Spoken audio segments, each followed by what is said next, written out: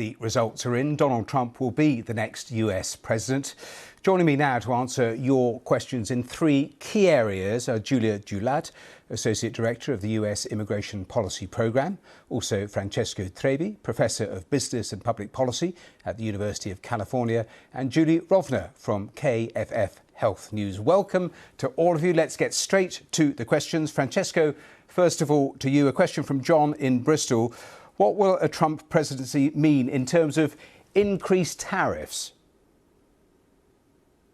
Well, definitely that's on the program. 10 to 20% increase across the board, 60% increase for China. That is problematic from the perspective of what's going on in terms of price changes, potentially inflationary pressures coming from tariffs, and also in terms of what it means for the global market integration. But Trump has actually campaigned on this promise because of the repatriation of manufacturing is one of his main policy goals. And there is some discussion on whether this is actually something that could benefit in the long run the U.S. economy. Well, we'll come back to some of those questions in a moment. But Julia, let me bring you in because they've also promised big changes on immigration. A question, first of all, that's come into us saying, how will President Trump actually do it? Deportations. To deport all 11 million plus unauthorized immigrants in the United States, but we could see a ramping up of deportations. The easiest way to do it is for people who are arrested for a local crime, whether it's a traffic violation or something more serious. Those folks are then turned over to immigration enforcement agents. That's how deportations have primarily happened, but at a much lower rate than what President-elect Trump has promised. If we were to see a ramping up, it could take a big infusion of resources and also some strategies that would really push the boundaries of the law. Having kind of, big roundups is something that might be unlikely, and if it happened, it might be litigated as well. Julie, let me bring you in terms of health, because such a crucial area. I was looking, it is one of the top searches on the BBC website over the last 24 hours. What will happen to women's rights under a second Trump presidency? Well, there's a lot we don't know. President-elect Trump has been on every particular side of this issue. He has said that he would not sign a nationwide ban. That would, of course, have to go through Congress, which would be unlikely. But there are many things that he can do just using his own authority that could have a big impact, even on states that just voted to protect abortion rights. He could have the FDA reverse the approval of the abortion pill. He could revive an 1873 law that prevents not just abortion pills, but anything used in an abortion from being sent through the mail. He is likely to reverse a number of the expansions of abortion rights that President Biden put into effect. So we're likely to see big changes, even if he does not sign an abortion ban into law, as he has vowed not to do.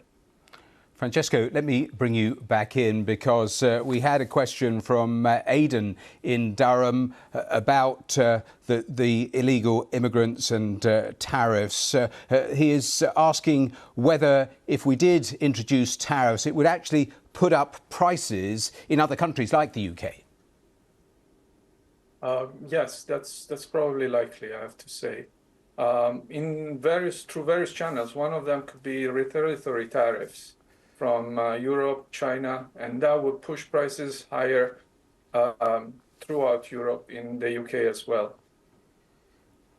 There's another question similarly, because the economy absolutely dominated this election when you actually broke down and saw how voters were voting and the reasons for it. A question that's come in saying, can a president end inflation?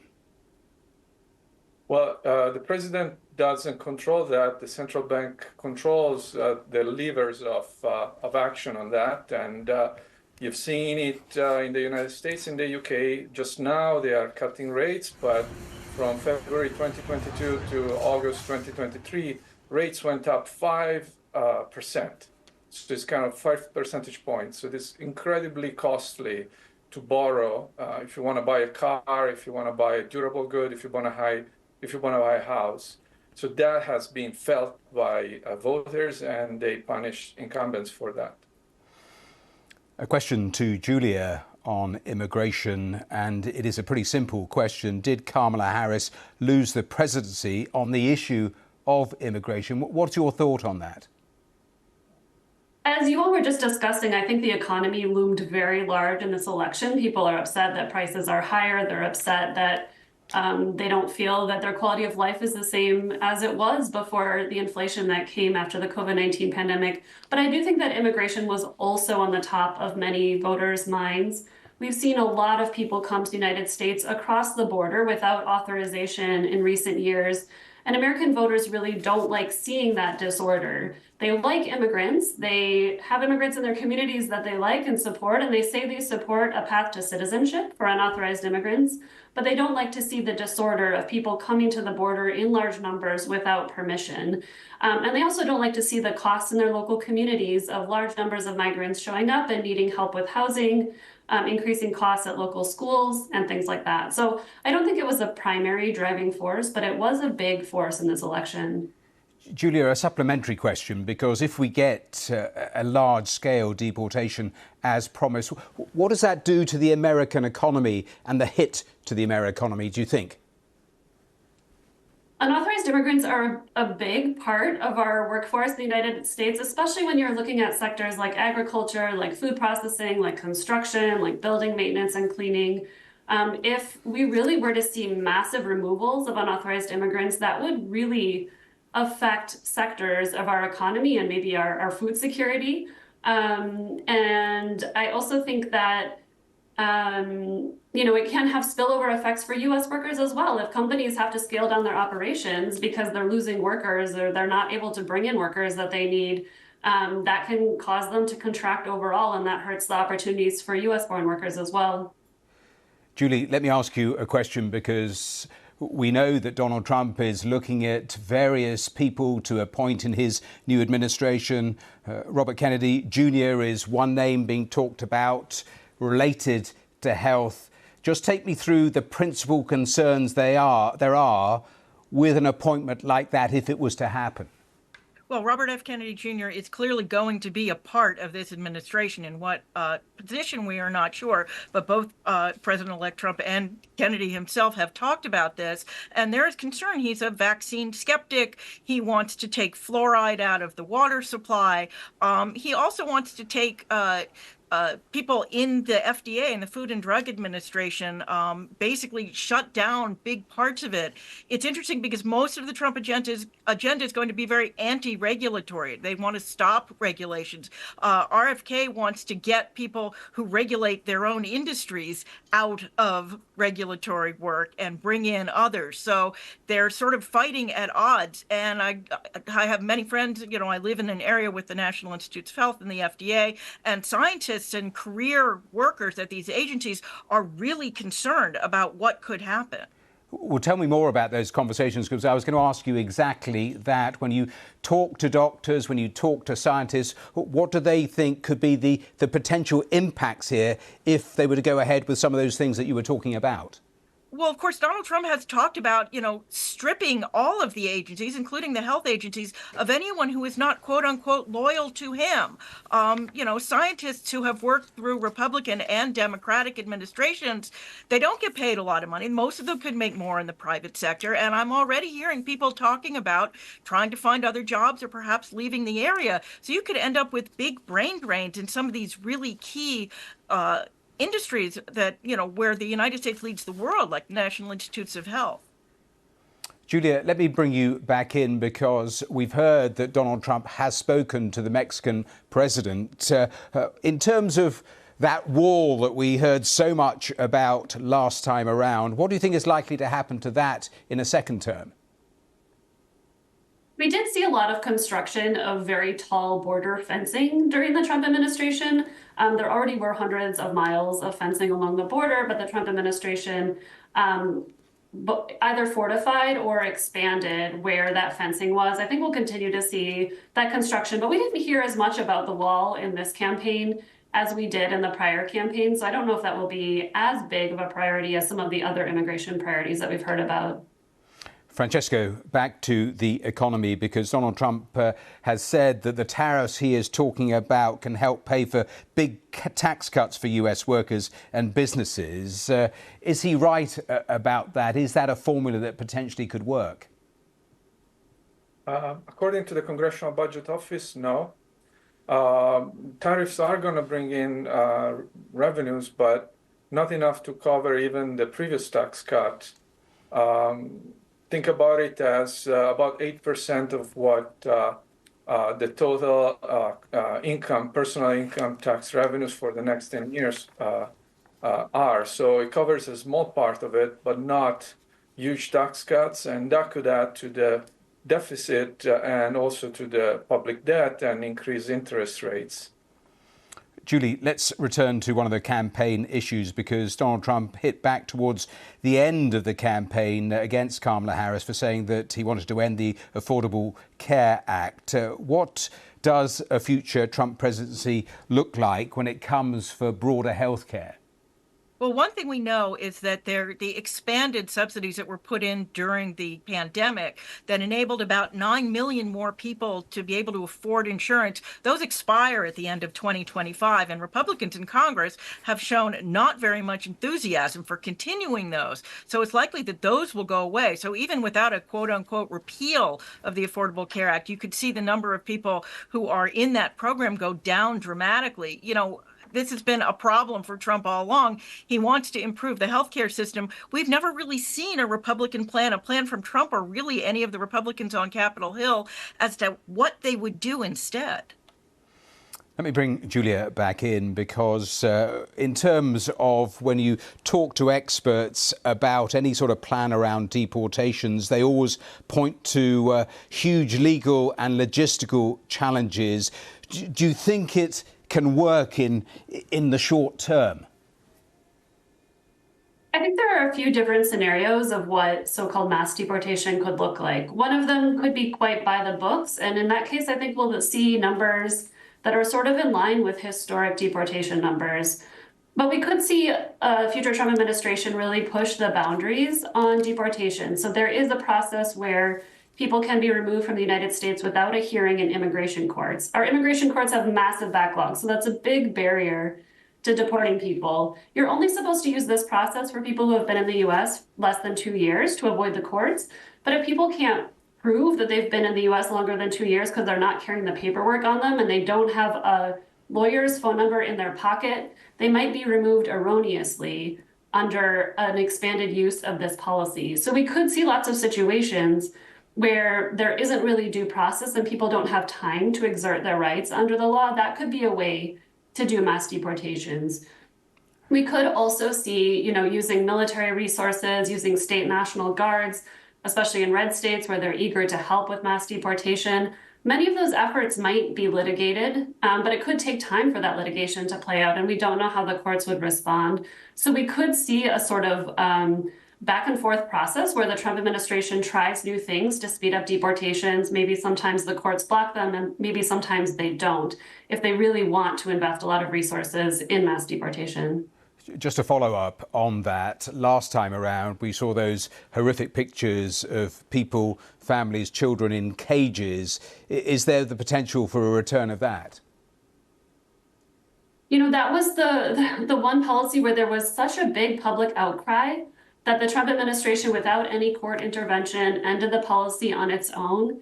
I don't know that we'll see a return to that exact type of family separation. What we could see, because there are millions of US-born children who have unauthorized immigrant parents, is we could see a different kind of family separation where parents are being deported and families are making the tough choice of whether kids should stay in the United States, where they might have more safety and more opportunity, or whether those kids should also leave the United States, even though they're US-born citizens, to be with their families that are being deported. So I think we absolutely could see families divided, but it might be in a different way than in the last administration.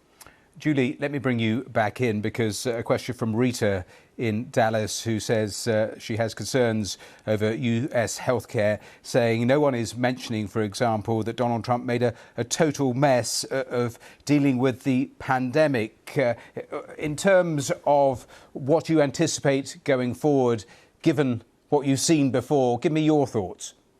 Well, this is the concern. If we get so many more scientists and, they take apart the Centers for Disease Control and Prevention and basically banish anyone who does not agree with some of the very sort of right-leaning theories on on infectious disease, that could be a big concern. We have this outbreak of bird flu that seems to be, moving around in cows and moving around a little bit in people and now in a pig. And, that could at some point turn into another pandemic. And we have no idea who's going to be in charge in order to deal with that. But we're pretty sure that it's not going to be the people who've been in charge for the last several administrations. Francesco, in terms of trade, we remember last time round there was a lot of hostility from Donald Trump and the administration towards China. Do you see the potential for any sort of new trade war? Absolutely, yes. Unfortunately, this is one of the major issues in terms of uncertainty going forward. Trump is extremely adversarial. President Trump is very adversarial towards China from the trade perspective, and already the trade war produced a manufacturing recession in 2019, and we could have something like that in our hands soon, and that is really a concern for U.S. Voters, but also for UK and European voters as well.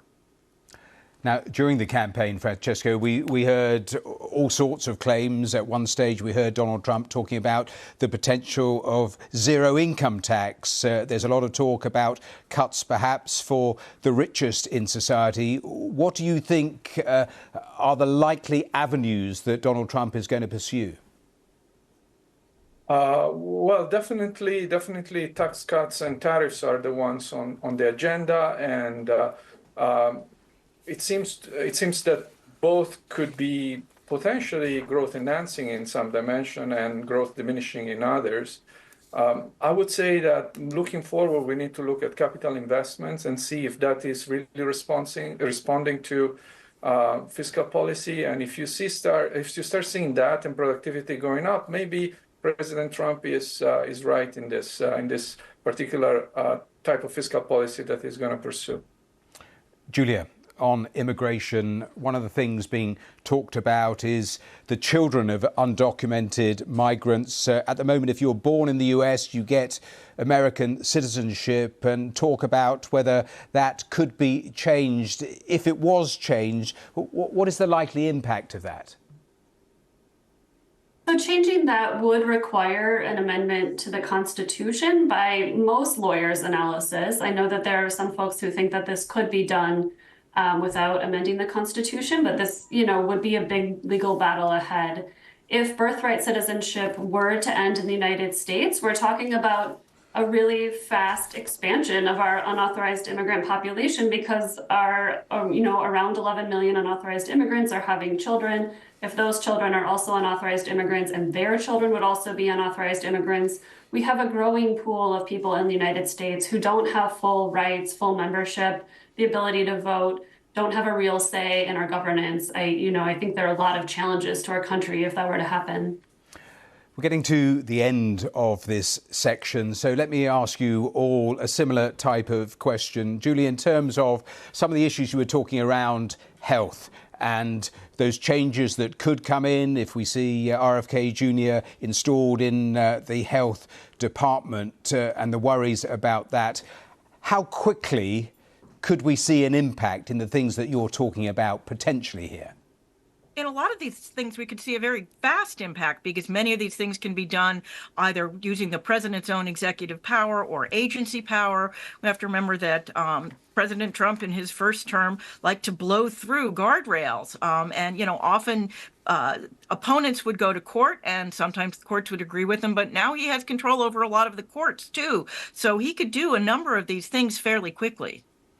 Francesco, in terms of the economy, of course, that big driver in this election was there is so much unhappiness in terms of the exit polls. 72% of people unsatisfied or angry with the state of the US and the economy. How quickly do you think people can actually feel a difference in their pockets? Well, so yesterday the S&P 500 jumped 2.5%, so that's already kind of immediate response to that. Moving forward depends on the quickness in which the tax cuts are implemented, whether it's personal income tax or corporate tax. But you could see it in the first year of the Trump presidency. But again, this is conditional on a lot of this uncertainty on industrial policy, trade policy, geopolitical equilibria being resolved, because those are all drags on essentially income growth. Julia, a final word to you in terms of the changes on immigration policy. Again, how quickly could we see a major difference, do you think? On some policies, the policies at the border, we could see a really fast change. We could see an immediate drastic slowdown on refugee resettlement.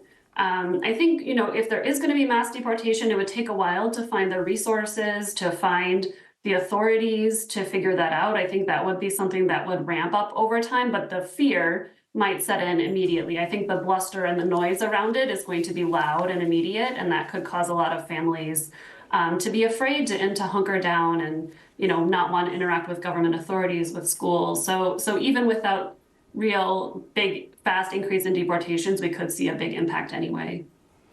Well, we have to leave it there. You've been watching your questions answered on the American election. Thanks to all my guests there, and thanks to you for sending your questions in.